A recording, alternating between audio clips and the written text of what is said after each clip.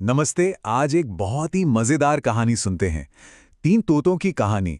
अब सुनने में तो ये बिल्कुल सीधी सादी कहानी लगेगी, लेकिन इसके अंदर ना वैल्यू का मतलब कीमत का एक बहुत ही गहरा राज छुपा हुआ है।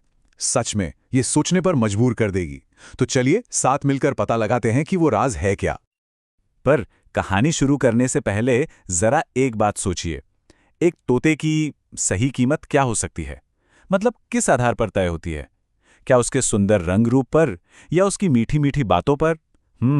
देखते हैं हमारी कहानी इस सवाल का क्या जवाब देती है। तो कहानी की शुरुआत होती है एक पेट शॉप से। जी हाँ, पालतू जानवरों की एक दुकान। बाहर से देखने में तो ये दुकान बिल्कुल आम से थी, लेकिन अंदर कुछ बहुत ही अनोखा होने वाला था। तो होता यूं है कि एक साहब उस दुकान में आते हैं। उनका इरादा बड़ा साफ था। उन्हें बस एक बढ़िया सा तोता चाहिए था। वो दुकान में इधर उधर नजर दौड़ाते हैं और फिर दुकानदार से कहते हैं, भाई साहब जरा अपना सबसे अच्छा तोता तो दिखाइए। बस यहीं से कहानी में मजा आना शुरू होता है। दुकानदार उन्हें पहला तोता दिखाता है और साथ ही दुकान का एक सीधा सा नियम भी सामने आ जाता है। नियम ये था कि यहाँ तोते की कीमत उसके हुनर पे तय होती थी। दुकानदार एक तोते की तरफ इशारा करता है और कहता है, ये देखिए, इसकी कीमत है 5,000 रुपए। अब ग्राहक तो ये सुनकर एकदम चौंक गया। बोला, क्या 5,000? अरे भाई, ऐसा भी क्या खास है इसमें? दुकानदार बड़े आराम से मुस्कुराता है और जवाब देता है, जनाब, ये कोई ऐसा वैसा तोता नहीं है। ये हिंदी और इंग्लिश दोनों जबानें एकदम फर्राटेदार बोलता है।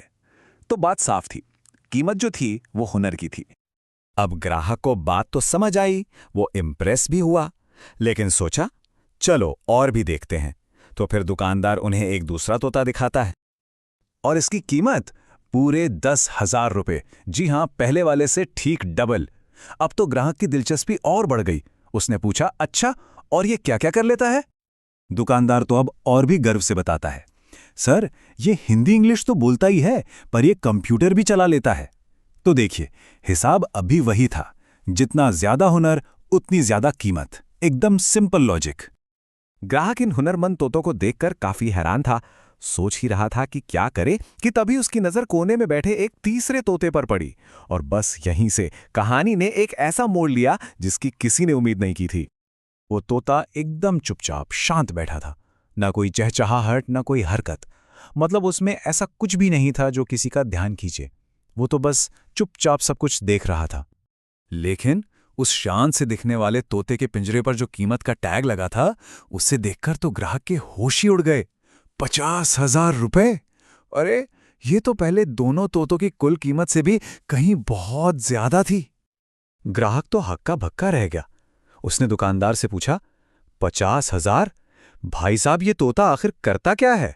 ये तो एक शब्द भी नहीं बोल रहा। सवाल तो सही था, आखिर इस खामोशी की इतनी बड़ी कीमत क्यों थी? और अब आता है कहानी का वो पल जो इस पूरी पहेली को सुलझा देता है। दुकानदार ने जो जवाब दिया वो सिर्फ उस ग्राहक को ही नहीं बल्कि हम सबको चौंकाने वाला है। दुकानदार जरा धीरे से एक राज की तरह बताता है, सच कहूं तो मैंने खुद भी इसे कभी बोलते हुए नहीं सुना, लेकिन वो जो पहले दो हुनरमंद तोते हैं ना, हाँ, वो दोनों इसे बॉस बुलाते हैं। बस इसी एक लाइन में सारा राज, सारा खेल छिपा हुआ था। तो इस मजेदार कहानी से हमें क्या समझ आता है? देखिए, ये सिर्फ एक जोक नहीं है। ये हमें वैल्यू यानी कीमत को देखने का एक बिल्कुल ही अलग नजरिया देती है।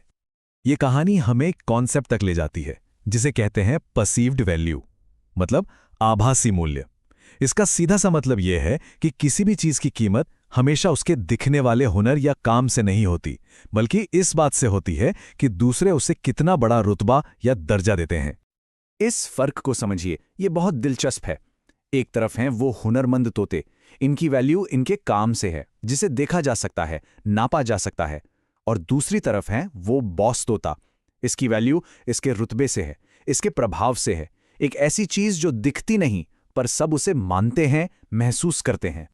तो मतलब सबसे जरूरी बात जो सामने आती है वो ये है कि वैल्यू हमेशा इस पर निर्भर नहीं करती कि कोई क्या कर सकता है। कभी कभी, बल्कि अक्सर, वैल्यू इस पर तय होती है कि उसकी पोजीशन क्या मानी जाती है। उस बॉस तोते की कीमत उसके अपने किसी हुनर ने नहीं, बल्कि बाकी दो तोतों ने जो उसे इज्जत दी, जो रुतबा दिया, उसने तय की। तो आखिर में ये कहानी हमें एक बहुत गहरे सवाल के साथ छोड़ जाती है कि असली ताकत किस में है? उस हुनर में जो साफ साफ दिखाई देता है, या फिर उस रुतबे में, उस स्टेटस में जिसके बारे में कोई बोलता तो नहीं पर उसे मानते सब हैं? एक सोचने वाली बात है ना।